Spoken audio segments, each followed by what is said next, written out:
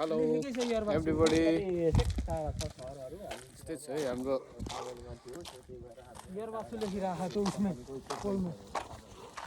कस्तो जाडो छ है रोमानियामा यस्तो जाडो छ साथी हो जस्ट जो गफन्डीमा गर्मी खानु सक्दैन ऊ चाहिँ यहाँ आएर बस्न एकदम सहज लाग्छ मलाई गर्मी भन्ने कुरो अहिलेसम्म थाहा भएको छैन अनि यहाँ रोमानियाको बुकारेस्टको एउटा गाउँ जस्तै ठाउँमा आयौँ कस्तो आफ्नो नेपाल जस्तै लागिरहेछ कस्तो मजाले नेपालको याद आउँछ घरहरू हेर्दा पनि साथी हो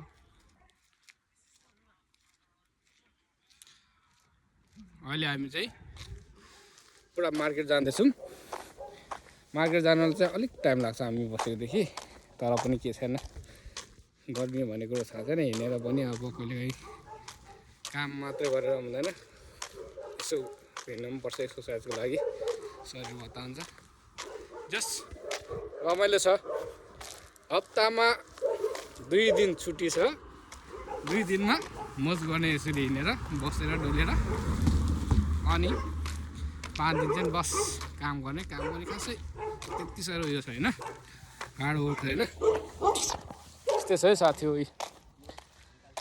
बाँचौँला नि मायाले सल्लाह गरेर